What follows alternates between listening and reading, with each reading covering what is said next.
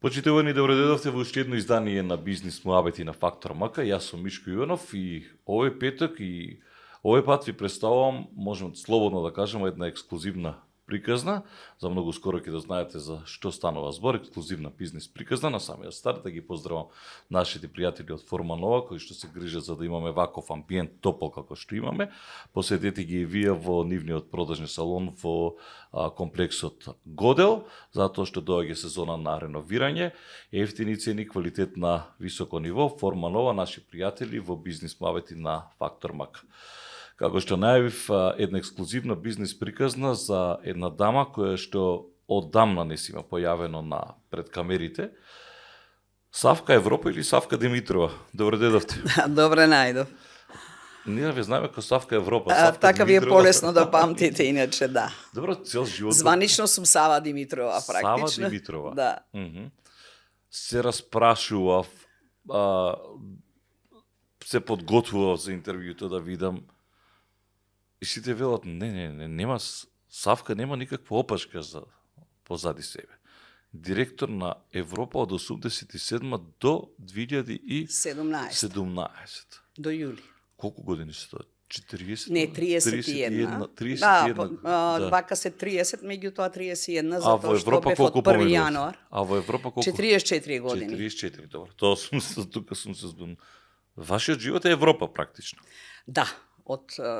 После дипломирање веднаш се вработи во Европа, прво као приправник, контрола на квалитет, шеф на смена, директор на погон и после во 87 генерален директор. Исправете ме ако грешам. Вие сте прва жена која што е на таква менаџерска позиција, директор на Во Македонија, мислите? Во Македонија, да. Во Македонија, во стопанството, јас колку што знам, сум прва жена. Имаше нормално директори на други, жени директори на некои институции, меѓутоа во стопанството, да. И во Југославија, тоа бидејќи многу соработувавме со сличните компании од кондиторска индустрија, имавме само уште една во Србија, која што, за жал, многу рано почина. Тоа се времења 87 кога вие станувате прв човек на Европа.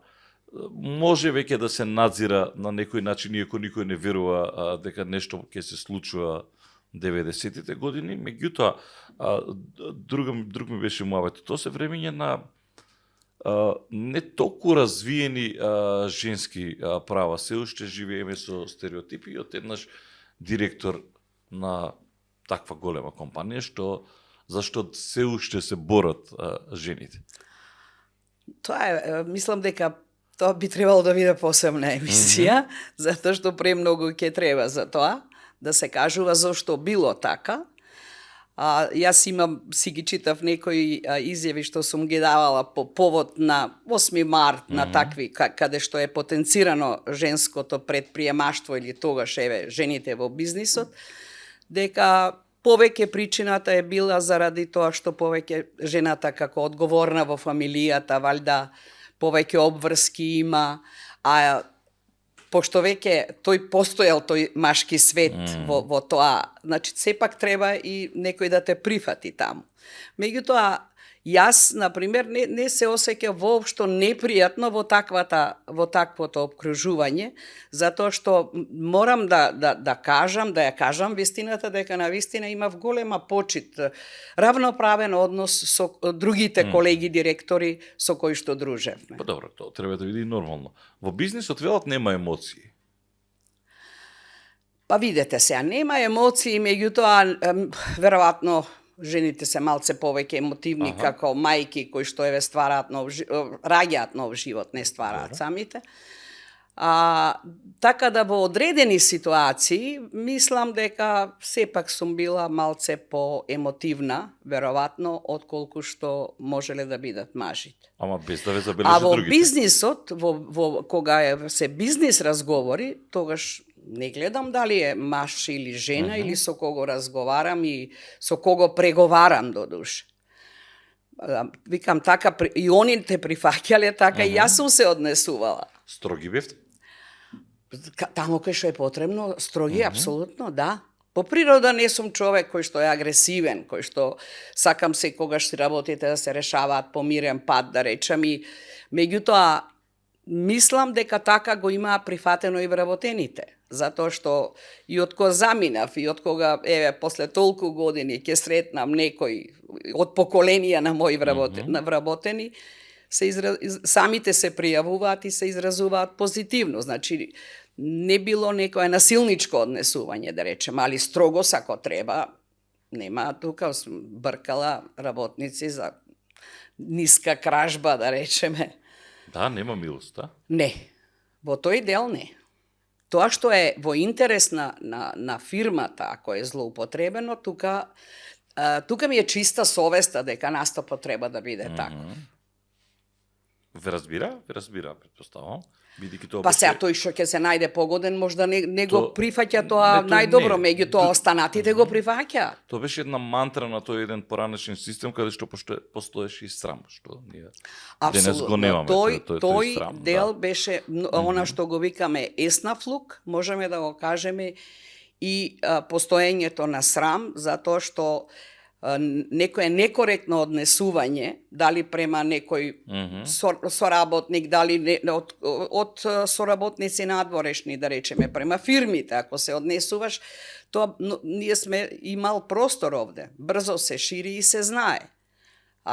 Тука имавме ненормална доверба, да речем. Јас стално го потенцирам фактот кога Југославија се распаѓаше веќе, имавме проблем со увоз на какао путер, која што ни беше најскапата сировина во Европа, да речем, и секаде, бидејќи од чоколадата најскапиот дел е какао путерот.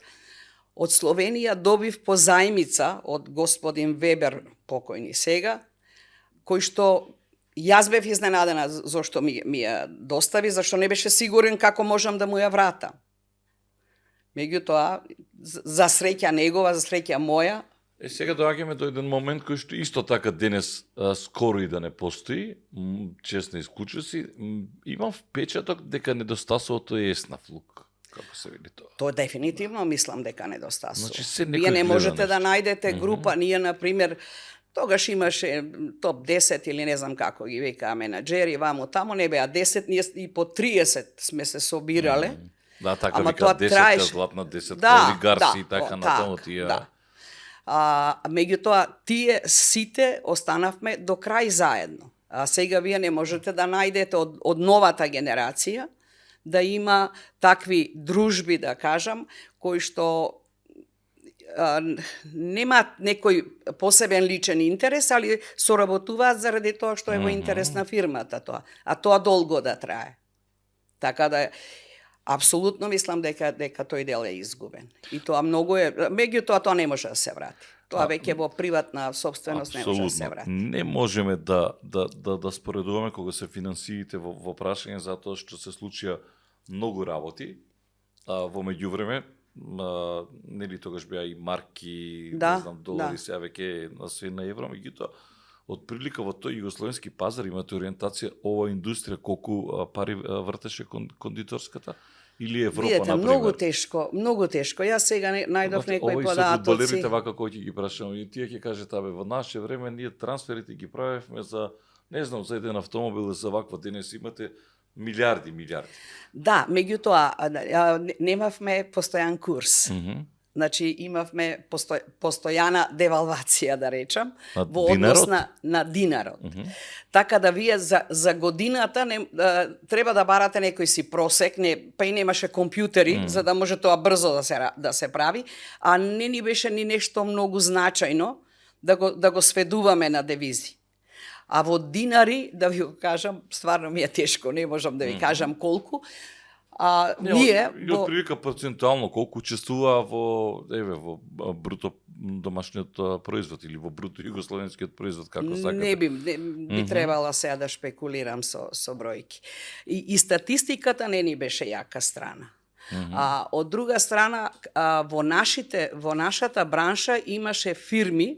Еве да ја спомнам наша витаминка, која, знаете, е почната повеќе со кисел програм, значи конзервирани зеленчуци, црвен пипер, после се проширува во овој дел. Меѓутоа и тоа останува тука. И сега ти нивниот вкупен приход треба да го знаеш точно колку отпаѓа на кондиторија, колку на другиот дел.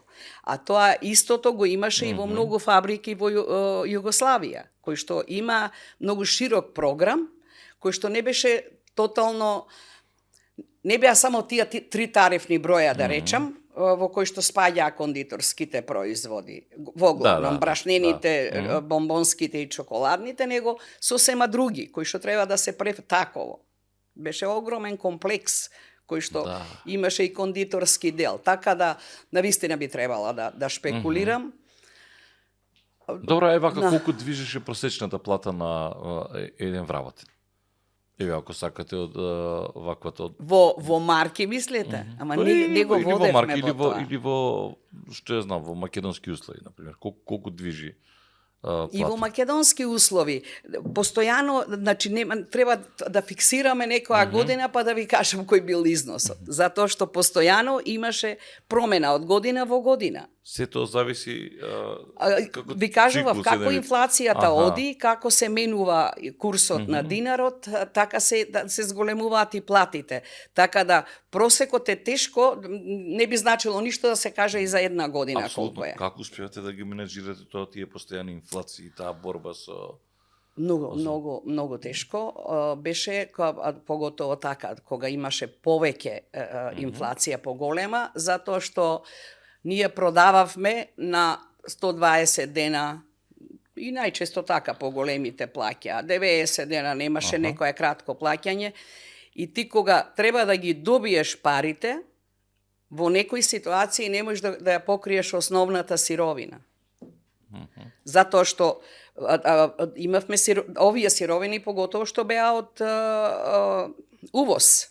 Али и домашните, зашто и тие скокаат меѓувремено. Значи, доаѓаш во моменти кога си викаш ова не веќе готово, нема ништо од нас да биде. Меѓутоа, ќе се јави ситуација и ние ги покачувавме нормално цените, за да можеме да пратиме, па некаде инкорпориравме и очекувана инфлација. Меѓутоа, не се работи стабилно во таква ситуација. Се сеќам, во Австралија, кога првпат почнавме да извезуваме и партнерот од таму, ми вика, Савка, сега за да влезам на рафтот, он вика на шелфот, треба, вика, да бидам понизок од краш кој бил пред нас веќе во Австралија. И верувај ми, вика, од оваа кутија, јас имам само 12 центи заработувачка. Ама морам на почетокот така. И викам, Крсто, ти си среќен, барем знаеш дека добиваш 12 центи.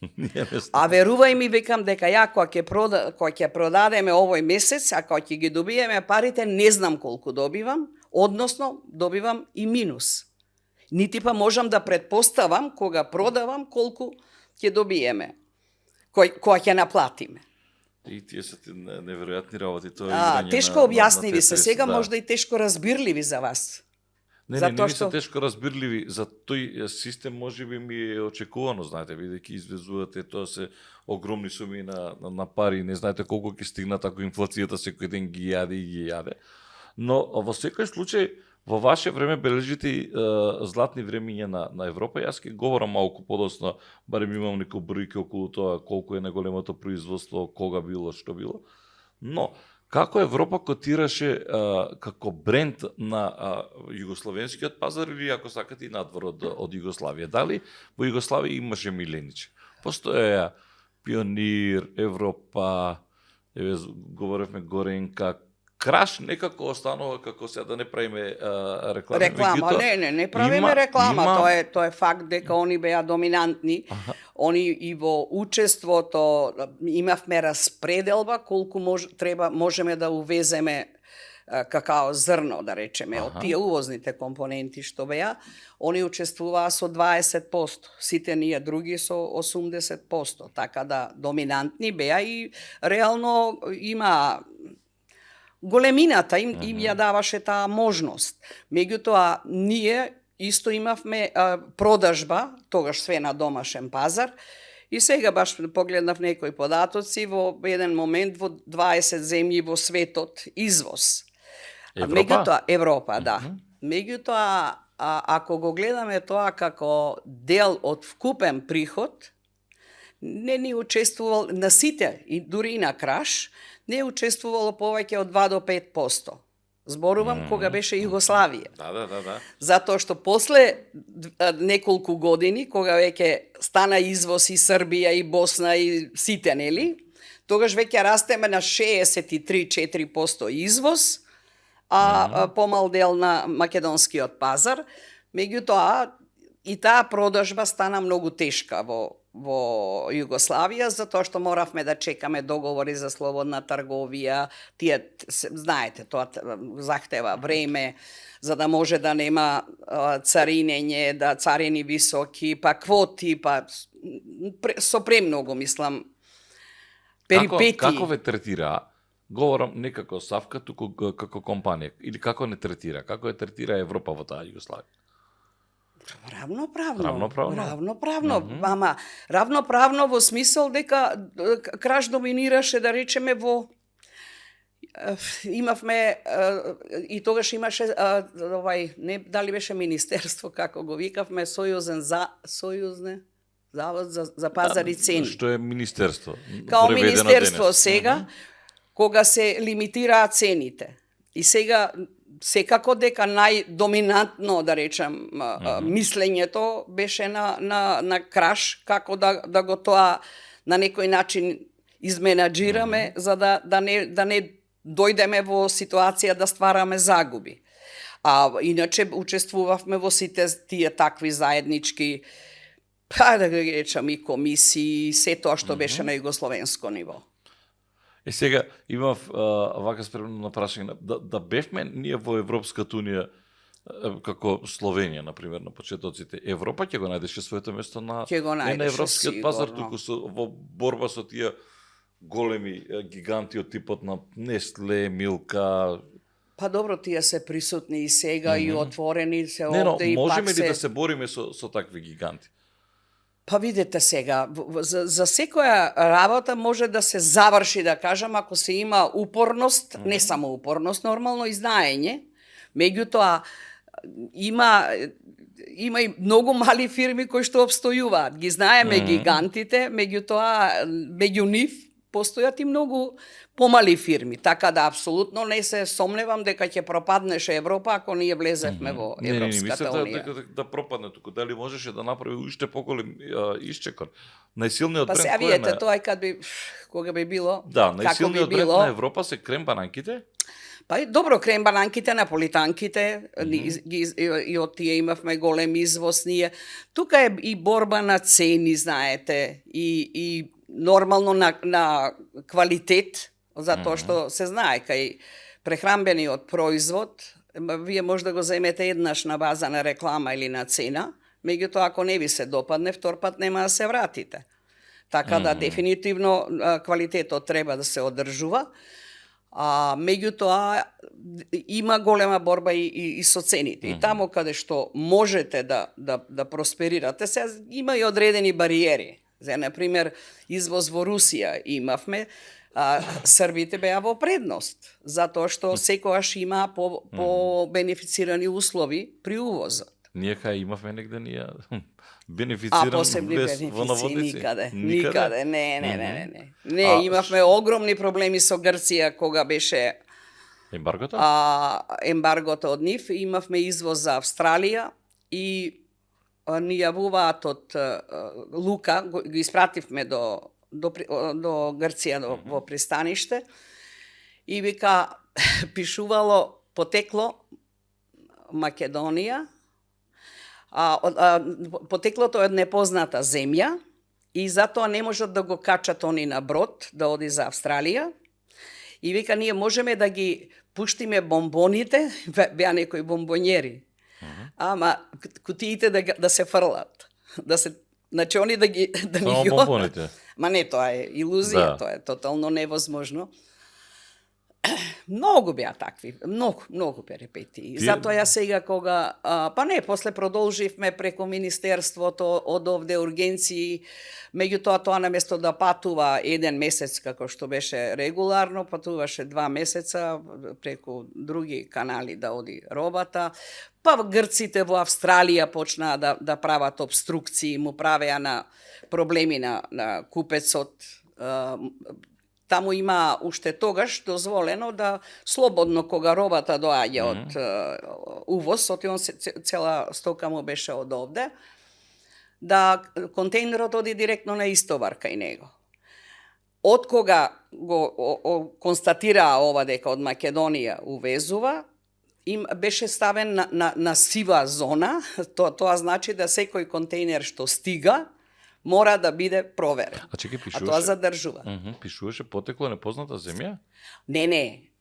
Грците викат, не постои Македонија, не ја признаваат и викат, таа е од потеклото е од непозната. И тие така. Македонија, да, која е таа Македонија. И тоа е губење едно на време, друго е губење на пари, додека да стигне, тоа се тие ниски удари кои што сте морале да ги поминувате. Што најмногу се извезуваше во ваше време? И па ви реков, имавме, не беа крембанаите најголемиот извоз, не. Во Русија најмногу бомбонјери се извезуваа, а во Австралија најмногу наполитанки, различни пазари. Во Америка, например, почнавме после шарен програм, али прво беа само бастумите, тие лижавчињата? Кенди Кейн, да, лижавчињата, да, кај нив тие се доста трошат, така да, мислам, во поединечни години може да се вади што најмногу било извезено, али иначе да има глобално дека тој производ е само за извоз, не. Бомбони за Америка премногу имаме извезувано. Со тие бомбони имавте и како беше оно судење едно време со негроли да. Така, од нашиве беа Пионер. Да, со Пионер, ама мислам дека го добивте го добивме спорот, со Алексич бевме пријатели па, пред тоа добри. Зашто се потегна по таква? Како? Зашто потегна по таков? Таква политика на можда е била директно на газдата, он веќе беше, ја имаше приватизирано Пионир. Имаше тогаш, јас предпоставувам некој адвокат кој што му дал задача. Затоа што индустријска собственост. И индустријска собственост, меѓутоа не само нас, имаше тужено и други фирми. Но не само што го добивте, мислам дека тужевте и за навради и клевета, ако не се лажам. Не тужевме. После, ама се знаеме, ама нисам ја то знала, Савка, да, као други го направиле. Ептен, мислам, и на гости сум била таму и овај бев тотално изненадена. Одам, не беше, сигурно има 15 на години. Има. Дека ги споменавте сега бомбоните. Има. И во гледате, чудно ми, не чудно, туку интересно ми е на секој пазар кој што бара Австралија наполитанки, не знам, американците, оние лижавчињата. Така ги правевте проекциите? Кој што или како се прави проекција сега во Европа? Тама многу сладко да работиш. Сладко во секој смисла, кога ќе влезеш, она опива мирисот на благо. Имаше така, кога беше многу тешко за увоз, кога тешко е кога чоколадата ќе загорчи, кога не можеш да обезбедиш сировини. Мислиш во плановите за работа? Во планови, во проекции, се правеа годишни проекции? Имавме тие долгорочни, као 5 годишни планови, али годишните обавезно. Меѓутоа, годишните базираат на можностите реални, што веќе ги имаш од претходната година и тоа што го очекуваш за наредната година, во рамките нормално на она што го имаш инсталирано као капацитет. 87 кога ви понудуваат, веднаш прифаќате да бидете прв човек, генерални директор? Па сега, таква беше ситуацијата да немаше тука многу. Јас тогаш само реков, од свекор одам за сна. Затоа што во погонот, кај што бев директор на чоколадно, си ги знаев работите во прсти, веќе све ми беше, бев 8 години таму. Дома како реагираа? Валјда требаше да се консултирате или не? Да, па не, имав подршка, апсолутно, немаше за тоа никакви проблеми, меѓутоа за мене беше малце необично, зашто као директор на погон ми беше доволна квалификацијата дипломиран технолог. Меѓутоа, за генерален директор тоа не е доволно. Треба да се учат Тука сега нови работи. И менаџерски. нормално потешки ми беа комерција, финансии, нели, со сето тоа што треба. Меѓутоа беше така специфична ситуација во интерес на фирмата, во интерес на сите нас да требаше да се прифати. Колку вработени имаше во ваше време? Флуктуираше број? Да, флуктуираше многу. Ја мислам околу 450 дека почнав, па 600 и нешто. 600? Со 830 завршивме на распадот на Југославија. Тоа не. Со тоа што за среќа имавме 100 и нешто на одредено време, така да само тој дел беа отпуштени директно. Понатаму немавме никакви, да речам, екстра отпуштања заради тоа што се намалува обимот на работа. И ако имавме, не знам, одмор со онај, како се вика, со 70% плата, а да не доаѓа на работа. Затоа што немаше потреба. Кога се затворија границите, најтешкиот дел беше да секако продажбата, меѓутоа старт сировините, затоа што Србија ни прекина со испораки на одредени производи кои што само од кај нив можевме да ги набавуваме, а тешко можевме да најдеме други. И така да, мислам, ова е, самата таа мислам дека е за една емисија, само тој дел од распадот на Југославија. Останаа нормално ненаплатени побарувања по разните сегашни држави, тогаш републики, пошто нели се затвори, ова немаше ни платен промет. Па ајде со компензации да се бркаме, па после тоа они забранија стратешки битни артикли да не се извезуваат од Србија. Слободан Милошевиќ уште беше председател и од таму налог доаѓаше да не се извезува надвор од Србија, а и тие сироти од Војводина имаа мака затоа што нема на кого да продаваат. Мислам, многу мал им беше обимот. Милошевиќ забрани извоз на... Извоз се забрани на стратешки битни артикли. А за наша несреќа во стратешки битни артикли е пченката, а од пченката е во тој тарифен број влегува и скробниот сируп кој што Европа го користеше во појќе од половина од производството.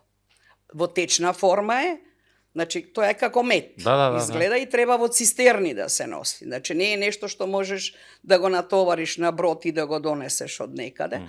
Меѓутоа тој паѓа во тој тарифен број и забраните за извоз. Амбалажата нема веќе можност. И што правите во таква ситуација, што правите? Затоа викам, таа е многу интересна приказна. Почнав во Грција најдовме и ова Виамил фирма произведуваше исто сируп. Многу беше комплицирано. Прво не можевме да поминеме, па возач ме носи до граница, па на граница ме чека друг возач од таа страна, да отидеме, да го посетиме тој. Со Грке отидовме таму, не ставија позади врата таму, не мислам таков пречек никаде не, ти знаеше дека доаѓам од Македонија и ми вика, ако ние имаме за нас доволно, ќе ви дадеме и на вас. Не може во цистерни, ќе може во буриња, ај во буриња почнавме да носиме. После тоа септември било, се правеле сладка, нема од нив. Овакво, нема испорак. И за среќа е таа, викам, тој Еснафлук беше јак. Директорот на Шуми Љубљана, тие произведуваа бомбони, на саем се наоѓаме, му ги кажувам маките и викам се јавив у Белгија, викам, ми закажуваат за септември, сега и февруари, до тогаш како да издржим. Јас вика, Савка, ќе ти закажам кај нив побрзо. Јас вика увезувам од нив и стварно ми закажа и бевме во Белгија. Им кажувам, они веќе ја имаат земено таа фирма од Грција, сега е веќе затворена, кај аеродромот беше. И вика, ми закажува состанок, одиме заедно таму и со овие фино не примија и ми вика, прво вика, ќе добивате од Маđарска, а после вика, и од ние земавме фирма во Бугарија и ќе добивате од Бугарија. И така продолживме и викам тоа е целото е една сторија. Да, тоа е цела приказна Да. е тоа.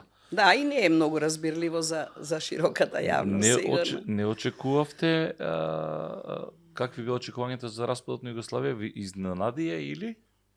Па искрено, тоа што рековте дека од тогаш се наслутувало 87-ма, иш не се наслутуваш или не сакавме да веруваме, знаевме дека не е ситуацијата добра. Меѓутоа, до последно, да речам, додека не дојде реално веќе до одвојување, до војната, до оние први убиства и сето тоа, не очекувавме дека, се рачунавме дека тоа некако ќе се, дека ќе се одржи, дека убава земја е. За стопанството посебно. Но еве, еден податок кој што е исклучително значен. Во ваше време, во 1991 постигнато е најголемото производство од 8893 тони и продажба од 9154 тони. Да го преведиме ова што значи ова. Како? Да што го значи? преведиме што значи најголемо производство од толку продажба од 9000 тони. Викам, тоа беше супер, супер години и претходната ова година. Ова очекувано беше или ова е период на баш тука кога почнува? Па видете, ние имавме инсталиран капацитет теоретски до 12.000 тона. Така да секогаш беше борбата да зголемуваме. И претходните години има 7.000, 8.000, 6.000, 6.500, зависи какви биле можностите. Меѓутоа, после има нагло паѓање од кога веќе распадот се случи, кога ви кажам овие проблеми кои се јавија со. Значи, имаш фабрика, имаш после тоа е. Да. Имаш вработени, имаш желба за работа, нема сировини, затворени пазари.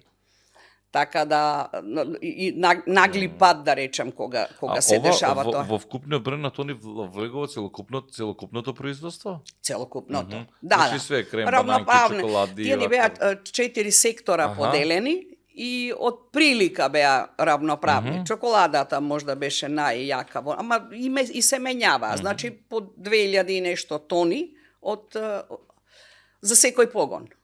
Кога доаѓа моментот кога велите окей, мораме да се преструктурираме, барем се отвараат еве, се затвора Југославија, војна почнува, се затвара. Таа ќе се отвори кога и дае, меѓутоа да се размислува малку дали воведување на нови технологии, што знам, нови процеси, нови производи.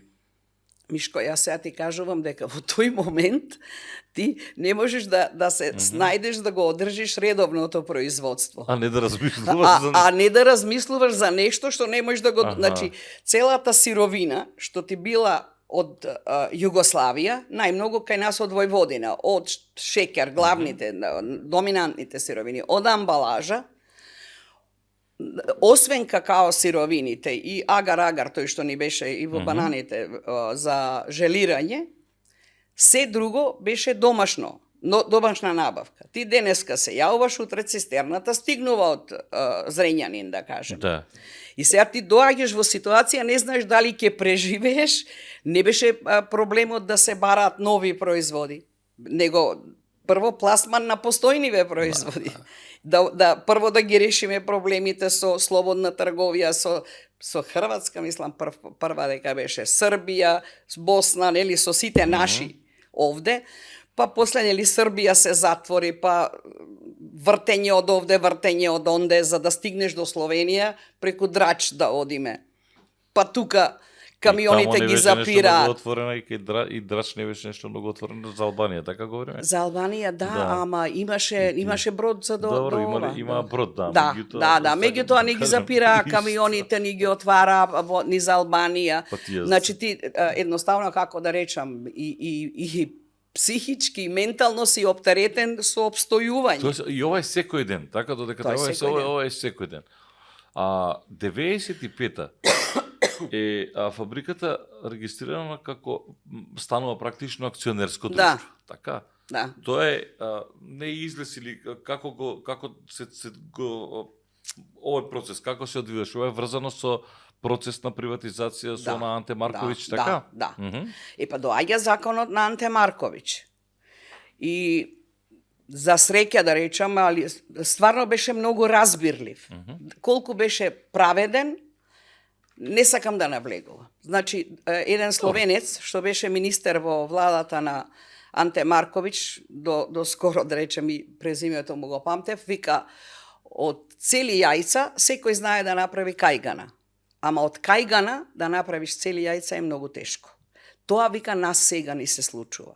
Значи, од таа општествена имовина, треба да направиме поединечни цели, нели? Така да, меѓутоа, начинот на кој што беше презентиран законот и на кој што го презентира понатаму, пошто излегуваа и овие министри да објаснуваат, беше разбирлив. Ама за нас беше тоа секако новина, меѓутоа немавме некој избор, требаше да се изврши таа трансформација и одиш по закон. Да, тука беа дилемите, се сеќавам на професорот Лесно земе Јане Милјовски и со експертската јавност дали ќе одиме на овој модел на приватизација. Тоа е друго, ти сега што го зборуваш. Или беше подобар чешкиот модел на приватизација на тоа е другата работа. Јас зборувам за ваму кога е регистрирано е во времето на Македонија, така. 1995. Ова ја што го зборувам е уште во времето на Југославија, кога Анте Марковиќ како последен премиер го донесува законот за приватизација, кога дојде издвојувањето на Македонија, имаше стопирање сите тие што се приватизирани по законот на Анте Марковиќ, стоп до тука, дека ќе се донесе нашиот закон и да се према него после да се направат измените, тие што ги предложија. Така да регистрацијата е направена, да. Апсолутно. Меѓутоа не беше далеко во основа, значи за разлика од словенскиот модел, да речеме, и во Русија така имало приватизација, да што вака да го гледаш малце излегува социјално многу по-хуман, да кажам. Еден дел, барем за словенците знам, еден дел од акциите се ставаат во кош, да кажам, се собираат и се делат на администрација, на останатото население, затоа што демек пред тоа била општествена собственост. Некаде словенците секогаш умеат да си го направат тоа малце по-културно, а во Русија било, например, им ги зимале после раководителите, тие после што стануваат газди, за некакви безпари, да кажам, им ги собираат таквите акции. Нека не ви е непријатно, меѓутоа од денешна дистанца имавме ние праведна приватизација или? Па јас ти кажав. Не говорам за Европа. За Европа до душа не сум ни слушнал за дел од други компании, ќе се слушнал. Немало ништо надвор од закон, да речем, или нешто. Ама нели ти го кажав тоа? Дека од јајца кајгана секој може да направи. Од кајгана јајца не може да направи, а тоа да биде регуларно. Значи, дефинитивно, затоа ви го кажувам и овој другиот пример. Кај нас беше тој менеджмент buy-out, да може да се откупуваат остатокот на акциите, а во овие, лично јас, многу повеќе го преферирав тој словенечки модел, затоа што како и да била завршницата натаму, барем за почеток било овозможено да можат да добијат и тие што се во државните институции, кои што не можеа да приватизираат. Често пати мажот ми, кој што беше во царина, вика, а зошто вие само да имате право, кога јас сум работел таму макотрпно и сум се борел за државата и ова и она, да немаме ние право на тоа. Тој е тој модел што ти го кажувам таму, значи поголемиот дел, да речеме Горенка, го распределува по тој начин, како по Анте Марковиќ, меѓутоа останува еден буџет кој што влегува во државен буџет некој, од каде се распределуваат на тие во другите институции што немаат врска со фирмата. Сега гледам вака изгледа Савка Димитрова, веќе адреналинот се покачува, меѓутоа во секој случај ви недостасува Европа во смисла на тоа да се вратите адреналинот, сега сте веќе пензионерка. Не, сега со овие, не. Се навикнавте, не? Не, јас си сакам пак. Производњата ми е во душа и убаво се осеќам секогаш. Јас стално викав ко риба у море сум кога ќе одам во производство, ако бев толку време директор.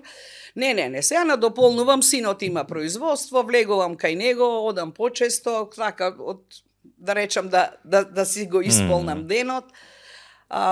Сакам да останам подинамична, таква сум по природа. Супер. Што за Савка Димитрова, за Сава Димитрова или Савка Европа, како сакате, како што ние ве значиме, што за вас значи Европа? Што представува Европа? Епа видете сега, живот помина таму, 44 години. Јас викам, додека обично имавме 2 смени, додека не се 10 саат не помине, јас сум на работа, да кажам, ако сум дома. Така да,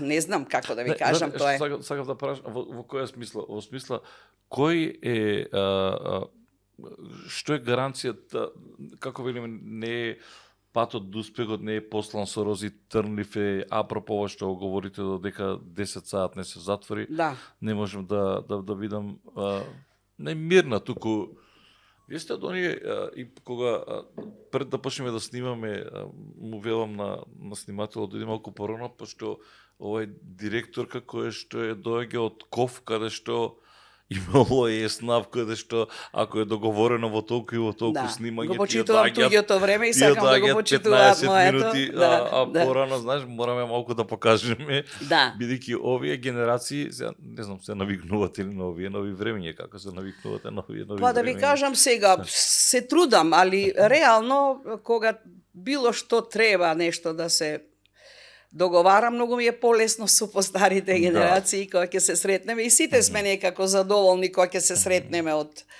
време што се знаеме. А сакав да прашам, што е клучно за успех и на вас како жена менаџер и за Европа? Бара ли тоа многу отстапки? Бара секако. Меѓутоа, она што јас го како да кажам, го имам во себе како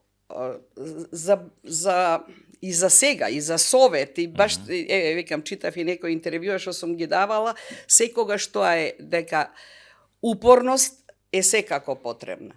Меѓутоа, коректност во работењето, трудолюбивост, нели, сета тоа што го знаеме, што нема да го кажам флоскула, да речам да е, ама е вистина тоа. Добре, во колку одевте на работа? Како? Во колку одевте на работа? Па зависи у почетокот у 6, па после у 7. Бевте први, така? Вие сте од оние директори кои што одеа први, така? Заедно со работниците. Да. И до колку останувавте тама? Па не останувавме долго. Во производња, да речеме, и кога беше од 6 до 2, ако имаш гости, ако имаш нешто.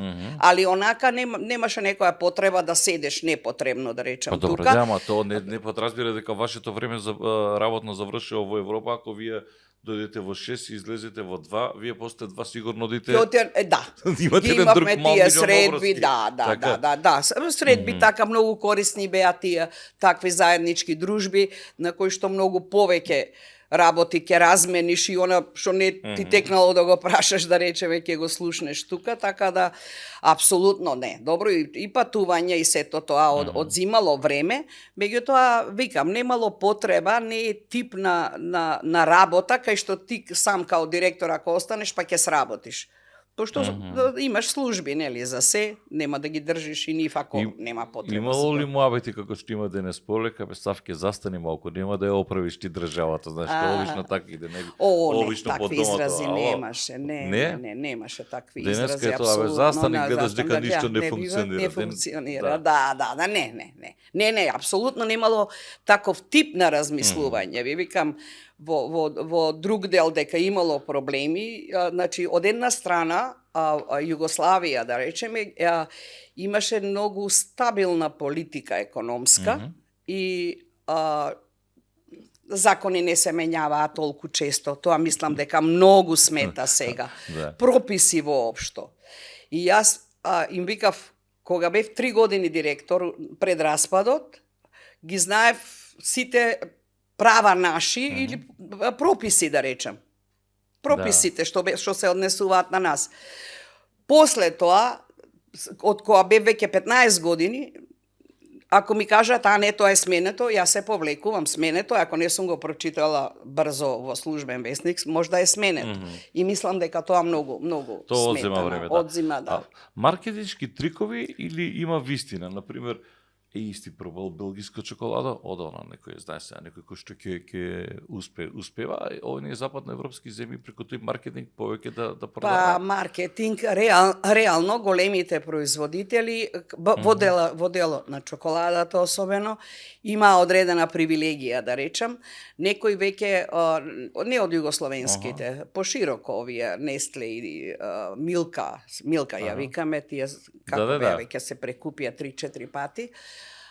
Можеа да бираат, дури имаа плантажи на какао во Африка, во Јужна Америка.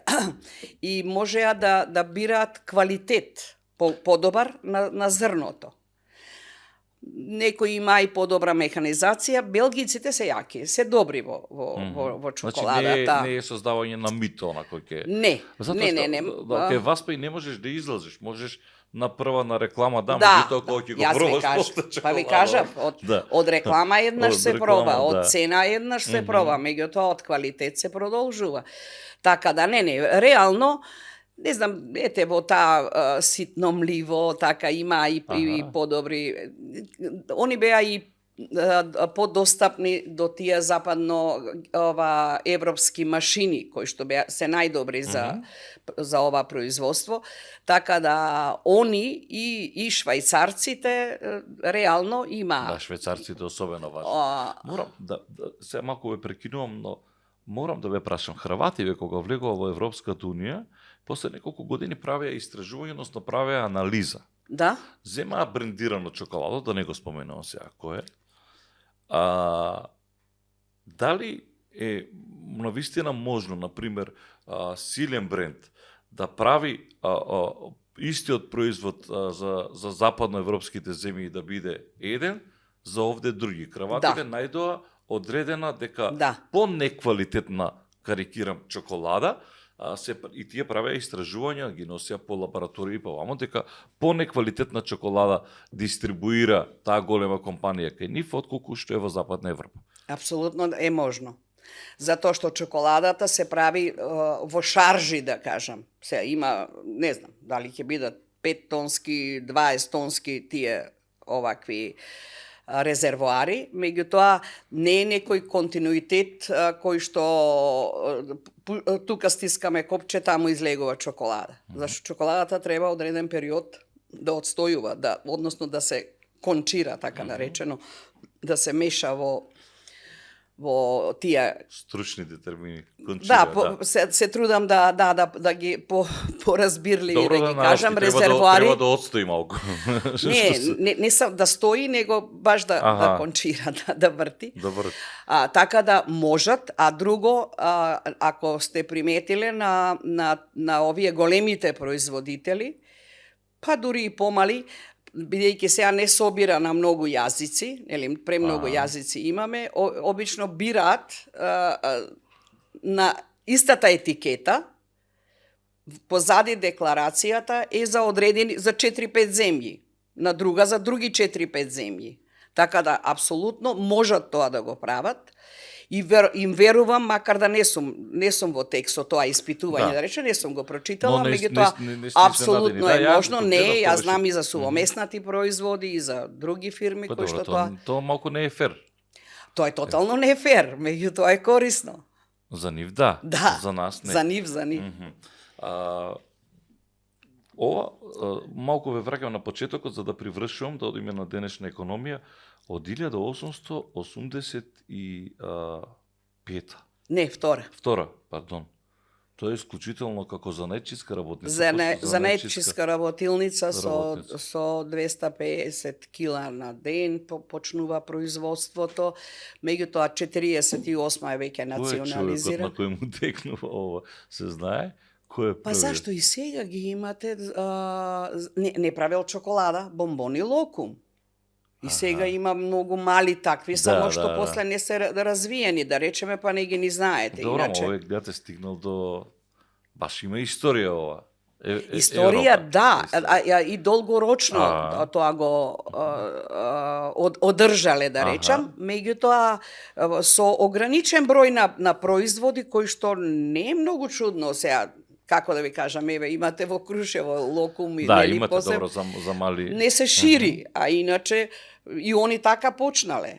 Сега така почнале, не сум ги видела, ја меѓутоа тоа е што го добро, што ама е чудно ми е најдено. дека во 1882, знаете, ние обично се критикуваме, ние денес не сме, па некој во 1882 мислел на малце тоа, далеко изгледа. Како од денешна дистанца, како жена менаџер, гледате на развојот на македонската економија, веројатно можевме повеќе. Например, ние сме имале буџети кои што биле и под милиарда и имавме впечаток дека стандардот на граѓаните некако секогаш може повеќе, меѓутоа сега имате буџет од, не знам, 5,5 милиарди евра, постојано гледаме незадоволни лица и покрај тоа што имаме во меѓувреме имавме нели 2007-2008 финансиска криза, па COVID-19, па сега војни беснијат. Меѓутоа нешто како да нештива, нешто е пореметено во целиот тој циклус за кој што вие се обидувавте да го представите оној модел на Југославија за кој што јас говорам, Еснафлук постоеше, ќе се соберете вие, па почна потоа она црна кампања, златна десетка, нели олигархија, но тоа беше малце. Затоа велам вас, кога се распрашував, не можете за Савка не можеш да најдеш никаква опашка, не дека и за некој друг можеш да најдеш опашка, но каде грешиме? Тоа е сега таа малце тешка тема. Па не, не е тешка и широка тема е. Значи, може едноставно, како велиме, срам нема. Тој дел апсолутно, тоа рековме, тој Еснафлук е тотално не постои едноставно и ако тогаш авторитетот беше некаде еве на врвот да речам, сега само парите се на врвот. Така да тоа апсолутно, меѓутоа тоа не би требало да е проблемот на економијата. Економијата сепак со експерти од економија, меѓутоа она што јас што ви го спомна веќе, што смета честото менување на прописите. Или сега ништо ново нема да кажам, прегломазна администрација, нефункционална. Тука непотребни времиња се губат и несигурност ствараат кај стопанството. Многу Димитрова, и многу и владење на правото е она што и странски инвеститори, домашни инвеститори. Па тоа ви кажувам, тој дел ни едно време беше ако некој направил нешто, судот ќе го реши тоа, не се замараш, не го оптеретуваш мозокот со тој дел. Доверба во полиција, доверба во судството. Јас сум среќна што сум заминала, да речеме, со овие коруптивни, не мора ти да бидеш тој кој што ќе сакаш да створиш корупција, него да ти се обрати некој за таква работа. Меѓутоа, не бевме ни некоја многу јака фирма така, звучна за финансии, па веројатно да речам, заради тоа не сум имала такви потешкоти. Освен за Нова година, кога ќе ве малтретираат за пакетчиња. За пакетчиња, да, ама и тоа беше подносливо, не беа некој, мислам, тоа што можев, тоа го правев за некои градинки, за нешто да се поклонили за некаде за стари лица, дом. Ама како една Словенија, една Хрватска не претрка сите нас? Не знам каде, што правиме? Сега ние пред Хрватска аплициравме за Европска Унија. Ако тогаш имавме, немаме и среќа, мора да кажеме се. Прво, ако не обструираше Грција, па после Франција, па сега Бугарија. Немаме среќа или немаме храброст? Или некој намерно не дозволува, но тоа е политика? Не, мислам дека немаме некоја здрава политика, затоа што сметавме дека, веројатно така сметаа нашите политичари, дека ние сме во право и дека тоа треба така да се реши. За жал, секаде е сега со лобирање, да не речеме со корупција, меѓутоа другите, знаеме дека тоа го направија преку лобирање во тие странски јаки држави, каде што ги поддржаа во нивните политики и направија држави, и влегоа и сите бенефиции, да речам, од тоа ги има. Дефинитивно, ако влезевме во Европска Унија, сметам дека под стегите, да речем, или под насоките, што мораш да ги почитуваш, нели, за да тие поглавја да ги решаваш, дека многу побрзо ќе се средеа работите во земјата. Добро, мораме да завршуваме. Јас ќе направам само една кратка увертира или биографија, значи Сава Димитрова, која што завршува основно училиште во Богданци, Петар Мусев Богданци. Како шестоделенко оди како Титово пионерче на средба со Тито, има дури и слики за тоа. Среќен роден ден. Така, среќен роден ден. Потоа одите во средно во Велес, хемиско, завршувате технолошки факултет, таму се вработувате во Европа и вашата приказна продолжува понатаму, а за крај своевремено бевте и веде прв човек на Стопанската комора на Македонија. Тоа беше многу кратко. Периодот помеѓу Душко Петревски и Бранко Азевски. Да, кога требаше кога беше тоа, дали ќе остане една комора, дали ќе се поделуваат и така, да, во тој меѓу период и тогаш бевме на аплицирање на Македонија за Европската Унија. Да, 2005 бевте и во така управен надзорен на комерцијална банка. Во комерцијална банка останав долго време, 26 години, бев член на управен одбор прво, па председател на управен одбор и после законот се смени, така да управниот се трансформира, да речеме, во надзорен одбор, а управен стана менаџерите, главни, генералниот директор, заменикот. Да. Но веќе не сте во надзорен, така? Сега од 1 јуни не сум. Од 1 јуни не сте. Година. Сега сте ептен пензионер. Сега веќе ептен И пензионер. што прави една жена бизнисменка која што сега овие ќе кажат заработила не знам колку пари, претпоставам живеете од пензија, така? Од пензија, нормално.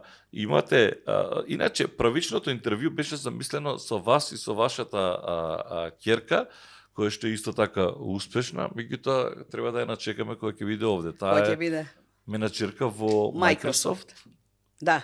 Зетот е на висока функција во Google, Да. синот е овде, претпоставам горди сте на... Да, секако, апсолутно. Тој момент е најважен, нормално, фамилиарниот дел. Тие колку работат? Турбо работат повеќе од нас?